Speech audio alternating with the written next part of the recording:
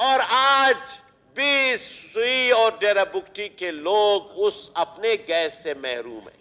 ملک میں شامل ہونا ہے. کلات ریاستیں تو 1948 میں مارچ میں تب وہ پاکستان کا حصہ بنوایا گیا یا جو بھی کیا 48 میں وہ مارچ میں ہوا تھا. یہ 1947 14 اگست کو ہوا تھا. تب اس لیے شامل ہوئے تھے کہ ملک فیڈریشن رہے گا, یہاں پر عوام کی حکمرانی ہوگی, یہاں عوام کے یہاں پر رہنے والے محکوم اقوام کی اس کی پاسداری ہوگی, ان کے حقوق کی پاسداری ہوگی. لیکن آج مادام چیئرپرسن 75 سال گزر گئے, آج بھی ہم اپنے بنیادی انسانی حقوق سے محروم ہیں.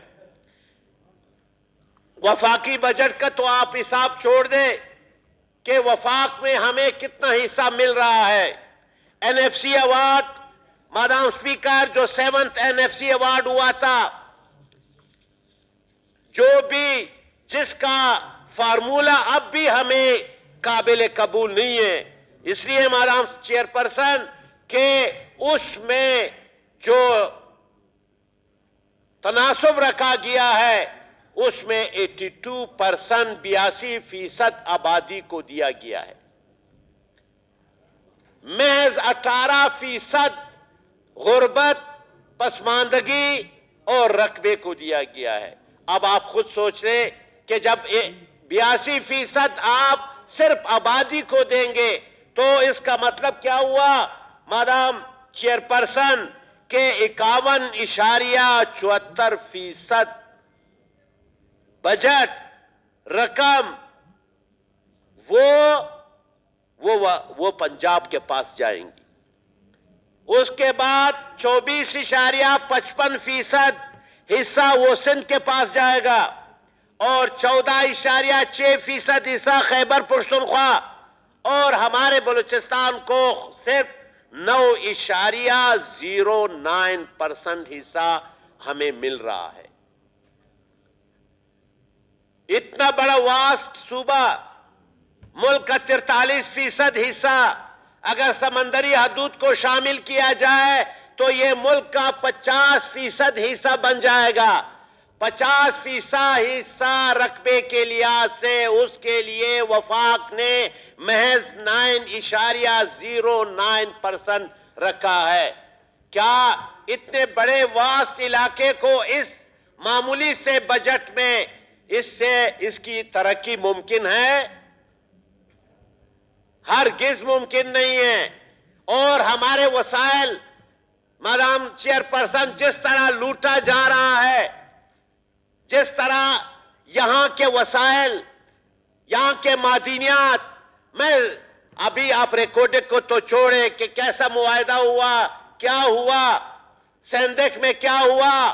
میں کوئلے کا حساب دوں گا. کوئلہ یہاں سے لے کر کے وہ ڈگاری مچ سے لے کر کے سنجیدی سے لے کر کے سورج, خوس, شارک, ارنائی, دکی, لونی, سماولنگ تک یہ ذخائر اربوں کربوں روپے کے ہیں.